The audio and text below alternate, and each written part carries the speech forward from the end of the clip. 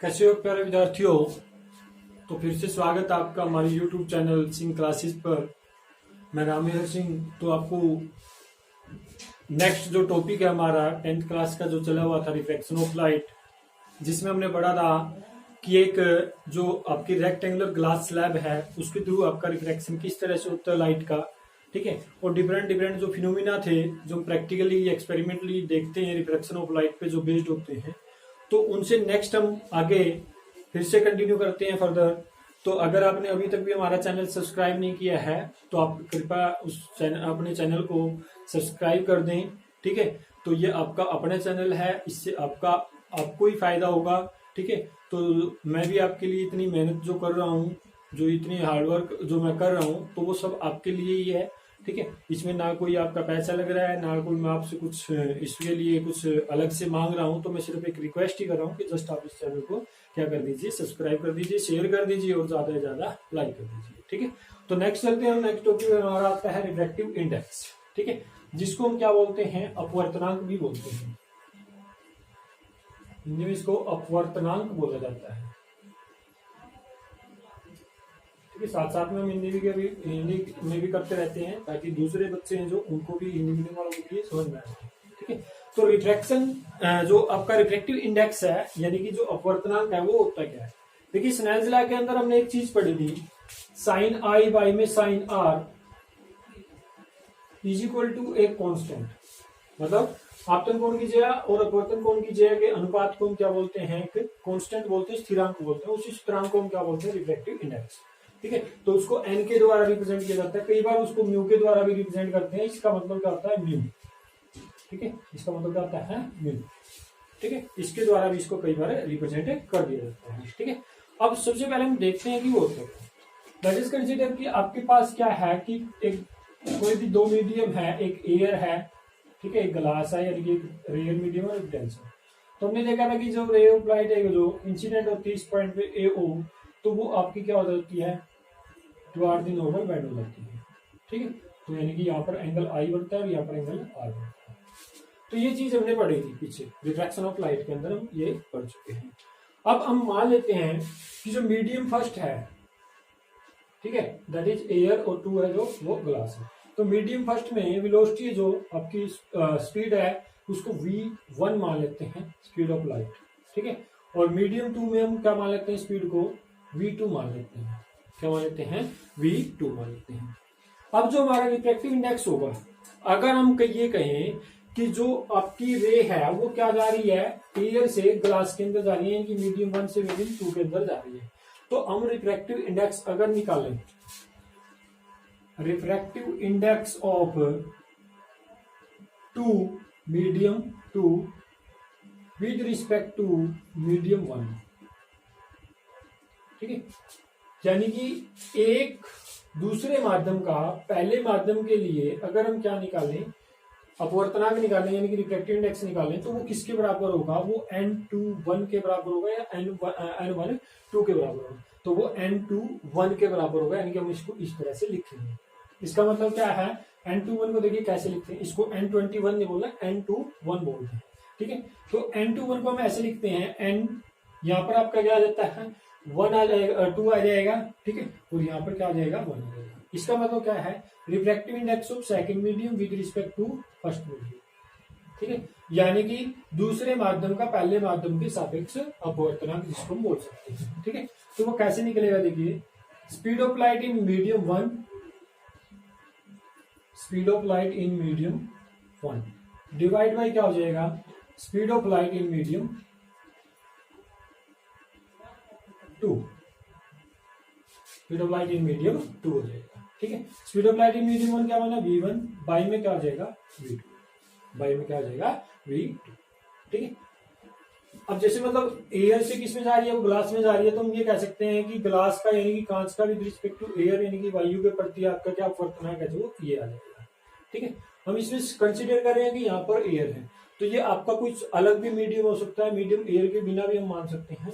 तो वहां पर आपकी अलग अलग डेफिनेशन बन जाती है रिफ्रैक्टिव इंडेक्स की, तो ये हम कॉमनली ले रहे हैं, ठीक है।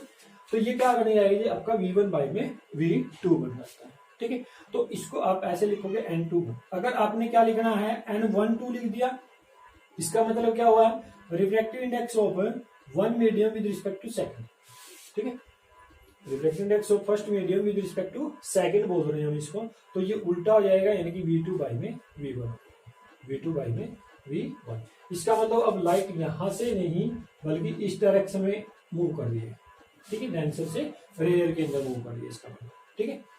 तो अब हम इस मीडियम्स में हमने देखा कि ये रिफ्रैक्टिव इंडेक्स ऐसे निकलेगा, यानी कि प्रोटोना का ऐसे निकलेगा, ठीक है। तो जो आपका माध्यम है, जो यहाँ पर देखिए, मैं अगर इसको ऐसे लिखूं N21 को, तो N1 जो पीछे लिखा था मैंने वो पहले आ गया, जो आगे लिखा था यानी कि ये लास्ट में लिखा था जो ऊपर आ जाता है, ठीक है। इसी तरह से इसमें तो जो ऊपर लिखा हुआ उसकी स्पीड उस मीडियम में, और जो नीचे लिखा हुआ उस मीडियम में उसकी स्पीड, ठीक है, स्पीड ऑफ लाइट, ठीक है, प्रकाश की चाल। तो इस तरह से उसको क्या कर सकते हैं, दर्शा सकते हैं, रिप्रेजेंट कर सकते हैं, ठीक है। तो ये तो क्या आ गया आपका रिफ्रैक्टिव इंडेक्स। अब आपका आता है इसमें एक और चीज कि जो रिफ्रैक्टिव इंडेक्स है, जो वाटर का विद रिस्पेक्ट टू ग्लास अगर हम निकाल लें, ठीक है, यानी कि लिया जाता है, तो इसका मतलब उसका रेसिप्रोकल अगर हम ले लें, तो अगर मैं ये कहूं, जैसे मैंने कहा, क्या कहा कि मैंने N12 ले लिया, तो इसका मैं क्या करूं, रेसिप्रोकल ले लूं, तो वो N21 का रेसिप्रोकल होता है, ठीक है।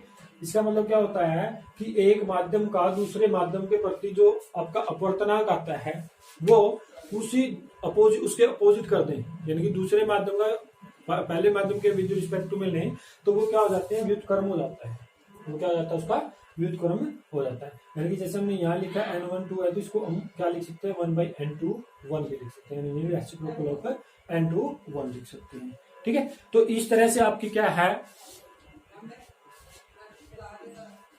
ठीक है, तो इस तरह से हम इसको कैलकुलेट करते हैं।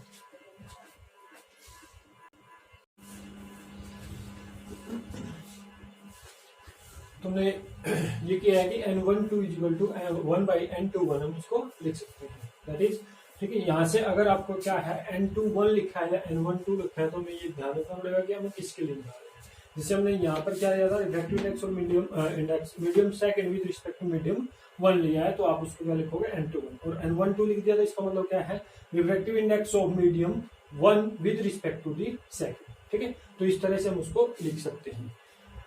नेक्स्ट फर्दर आपका आता है इसमें रिलेटिव रिफ्रैक्टिव इंडेक्स।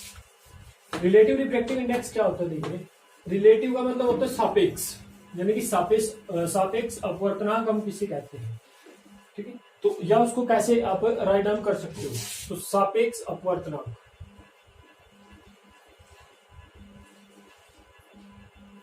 ठीक है। तो इसको क्या बोलेंगे, रिलेटिव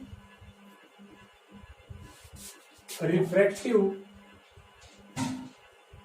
इंडेक्स, ठीक है। रिलेटिव रिफ्रैक्टिव इंडेक्स है जो, उसको किस तरह से लिखते हैं, देखिए, जब लाइट एक मीडियम से किसी दूसरे मीडियम में जा रही है, ठीक है, आपका मीडियम फर्स्ट मानते हैं कि लाइट इज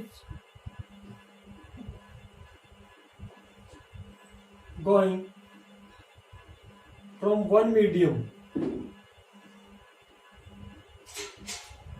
ये क्या होगा, अनदर देन एयर और वैक्यूम। ये आपने यहाँ को याद रखना है कि ये वैक्यूम या एयर से अलग हो, ठीक है, to this medium second, to the another medium, ठीक है। यानी कि आपका जो रे है वो क्या करेगी, एक मीडियम से दूसरे मीडियम में जाएगी, लेकिन वो जो एक मीडियम मान रहे हैं, ठीक है, तो वो क्या होगा, अनदर देन एयर और वैक्यूम होगा, यानी कि एयर या वैक्यूम से अलग होगा। तब हम जो स्पीड का रेशियो लेते हैं एक मीडियम का with respect to second medium, तो उसको हम क्या बोलेंगे, उस मीडियम का रिफ्रैक्टिव इंडेक्स बोलते हैं। जैसे अगर हमने क्या किया, ग्लास का विद रिस्पेक्ट टू वाटर लिया, यानी कि light goes from glass water to glass, और हम ये कह सकते हैं कि लाइट है जो जा रही है water to glass, water to glass, ठीक है।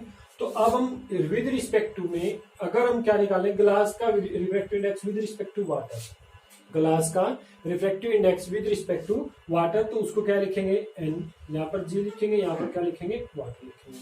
यानी कि ग्लास, ये क्या है, refractive index of glass with respect to water, जब आपकी जो रे है वो क्या जा रही है, from the water to the glass, ठीक है। तो refractive index of glass with respect to water is equal to क्या हो जाएगा भाई, speed of light in water divide by speed of light in glass. ठीक है, speed of light in water divide by क्या हो जाएगा, speed of light in glass. ठीक है, तो हम इसको इस तरह से लिख सकते हैं। अगर हमें उल्टा निकालना हो, यानी कि light goes from to water to glass ही है, लेकिन आपने रिफ्रैक्टिव इंडेक्स ऑफ वाटर निकालना है विद रिस्पेक्ट टू ग्लास, तो वो क्या हो जाएगा, इसका रेसिप्रोकल हो जाएगा, क्योंकि मीडियम क्या हो रहे हैं, चेंज हो रहे हैं। मतलब जैसे आपका ये मीडियम है, मान लीजिए, तो मान लेते हैं कि रे है जो इस तरह से यहाँ आ रही है। ठीक है, तो अगर एक टाइम यहाँ आ रही है तो हम ये भी लिख सकते हैं कि इसका भी रिस्पेक्ट टू इसका निकाल लेंगे। लेकिन अगर हम ये माने कि ये मीडियम फर्स्ट है हमारा, यहाँ से रे इस तरह से जा रही है, तो ये क्या होगा, इसका विद रिस्पेक्ट टू ये निकालेंगे, तो ये एक दूसरे के क्या हो जाते हैं, इनवर्स हो जाते हैं, रेसिप्रोकल हो जाते हैं। ठीक है, तो इसलिए हम इसको क्या लिखेंगे, 1 में refractive index of glass with respect to water. ठीक है, तो इस तरह से आप इसको रेसिप्रोकल फॉर्म में ले सकते हैं। ठीक है, तो ये आपका क्या होता है, रिफ्रैक्टिव इंडेक्स निकालने का तरीका। ठीक है, अब इसको क्या बोलते हैं, सापेक्ष अपवर्तन, यानी कि एक माध्यम का जो एयर या यानी कि वायु या फिर क्या है, निर्वात नहीं है, ठीक है, उसका विद रिस्पेक्ट टू दूसरे, यानी कि दूसरे के सापेक्ष हम क्या निकालते हैं, अपवर्तनांक निकालते हैं, तो उसको क्या होते हैं, सापेक्ष अपवर्तनांक कहते हैं। ठीक है, उसको यहाँ पर इस तरह से राइट डाउन किया जाता है। ठीक है, नेक्स्ट आता है जी, इसी में एक टाइप और होता है रिफ्रैक्टिव इंडेक्स का, जो इसमें हम स्टडी करते हैं। जैसे एक तो हमने रिलेटिव किया, ठीक है, दूसरा होता है निरपेक्ष अपवर्तनांक। निरपेक्ष अपवर्तनांक, ठीक है, निरपेक्ष अपवर्तनांक, जिसको हम क्या बोलते हैं, एब्सोल्यूट रिफ्रैक्टिव इंडेक्स, जिसको हम क्या बोलेंगे, एब्सोल्यूट रिफ्रैक्टिव इंडेक्स। तो ये क्या होगा, जब लाइट मान लीजिए एक मीडियम से दूसरे मीडियम में जा रही है, लेकिन वो एक मीडियम आपका क्या है, एयर है या वैक्यूम है। When light goes from air or vacuum to the other medium, ठीक है, तो जब लाइट आपकी क्या जाती है, एयर से या वैक्यूम से, निर्वात से या वायु से, ठीक है, दूसरे माध्यम में जाती है, तो उसके अंदर जो रिफ्रैक्टिव इंडेक्स निकाला जाता है उसको हम क्या बोलते हैं, एब्सोल्यूट रिफ्रैक्टिव इंडेक्स बोलते हैं या निरपेक्ष रिफ्रैक्टिव इंडेक्स बोलते हैं। ठीक है, उसको क्या बोलते हैं, निरपेक्ष अपवर्तनांक या एब्सोल्यूट रिफ्रैक्टिव इंडेक्स बोलते हैं। फॉर एग्जाम्पल, जैसे मैंने यहाँ पर ये लिख दिया, ठीक है, तो इसका मतलब क्या हुआ कि जो रे है हमारी, ध्यान से समझिए, इसका मतलब ये हुआ कि जो रे है वो एयर से किस में जा रही है, ग्लास में।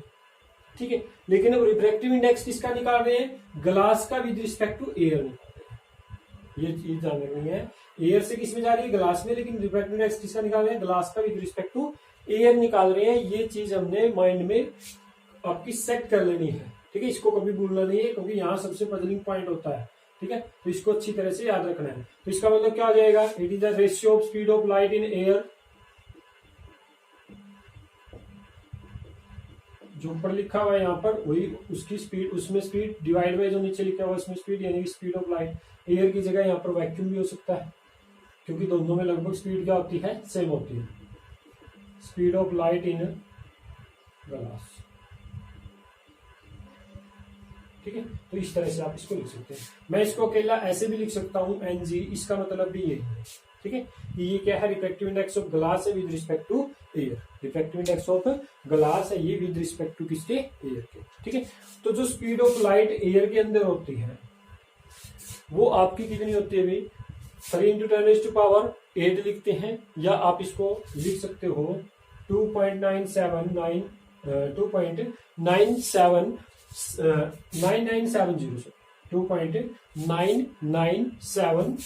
into 10⁸ होता है। ये किसके अंदर है, ये आपका वैक्यूम के अंदर है।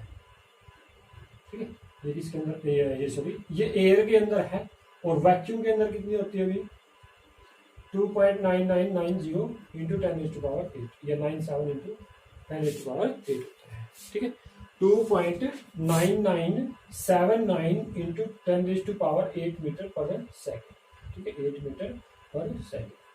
तो ये स्पीड होती है एयर के अंदर और वैक्यूम के अंदर। तो ये लगभग क्या है, लगभग आपकी सेम है, तो इसलिए हम इसको क्या लिखते हैं, बराबर ही लिखते हैं, ठीक है, अप्रोक्सीमेट लिखते हैं इसको।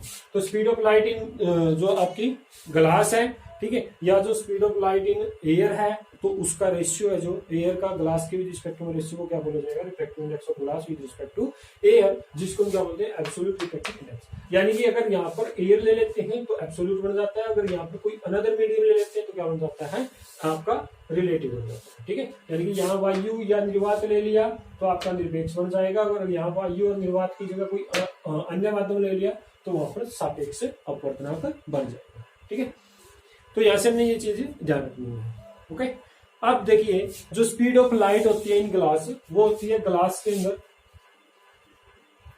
2 × 10⁸, ठीक है। तो हम यहां से निकाल सकते हैं इसका रिफ्रैक्टिव इंडेक्स। तो 3 × 10⁸ इसमें हो गया, 2 × 10⁸ इसमें हो गया, तो ये कैंसिल हो गया, तो ये कितना आया, 1.5। तो इसका मतलब क्या होता है, रिफ्रैक्टिव इंडेक्स ऑफ ग्लास कितना होता है, भी 1.5 होता है। रिफ्रैक्टिव इंडेक्स ऑफ ग्लास कितना होता है, 1.5 होता है, ठीक है, ओके। तो हमें यहाँ से ये चीज ध्यान रखनी है।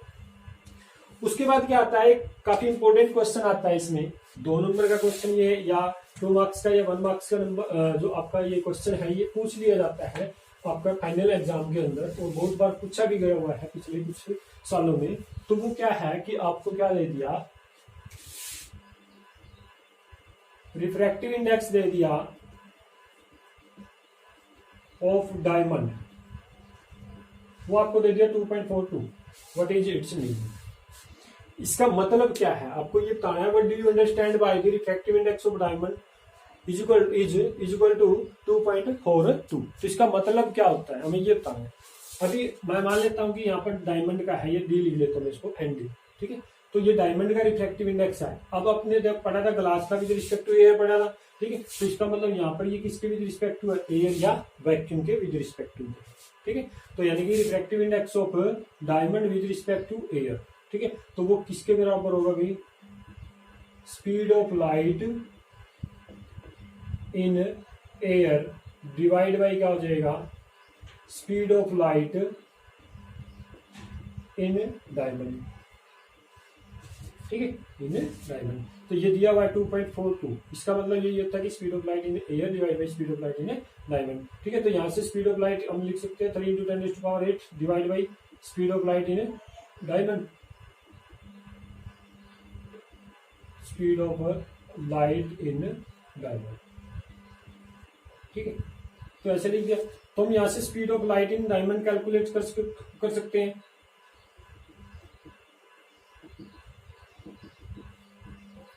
इन डायमंड है जो, वो किसके बराबर होगी, 3 × 10⁸ डिवाइड बाई 2.4।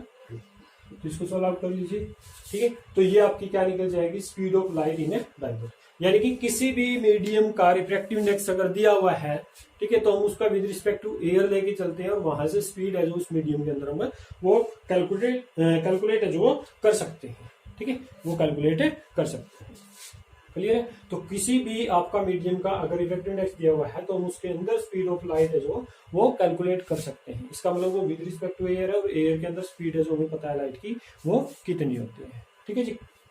उसके बाद कुछ इंपॉर्टेंट पॉइंट्स हैं आपके इसमें, कि अगर दोनों मीडियम जहां से रिफ्रैक्शन ऑफ लाइट हो रहा है वो सेम है, मतलब कि इक्वल है, जैसे आपका मतलब 2 मीडियम हमने ले लिए, ठीक है, तो वो सेम मीडियम अगर आते हैं तो उनके अंदर ऑप्टिकली मतलब हम कह रहे हैं कि वो मीडियम क्या है, सेम है, ठीक है। तो उनके अंदर जो रिफ्रैक्शन ऑफ लाइट है उसमें कोई बेंडिंग नहीं होगी, उसके अंदर क्या नहीं होगी भाई, कोई बेंडिंग नहीं होगी, ठीक है। उसके बाद अगर कोई सब्सटेंस है जो वो हायर रिफ्रैक्टिव इंडेक्स को शो करता है, ठीक है, यानी कि रिफ्रैक्टिव इंडेक्स क्या होता है, रिफ्रैक्टिव इंडेक्स जो वो किसी भी मटेरियल का क्या होता है, हाई होता है, क्या होता है, हाई होता है। तो इसका मतलब वो आपका मीडियम है जो वो क्या होता है, मोर डेंसर, वो क्या होता है, मोर डेंसर, ठीक है। तो वो ऑप्टिकली ज्यादा डेंसर होगा, ठीक है, और देन दी अदर सब्सटेंस जिसका रिफ्रैक्टिव इंडेक्स क्या होता है,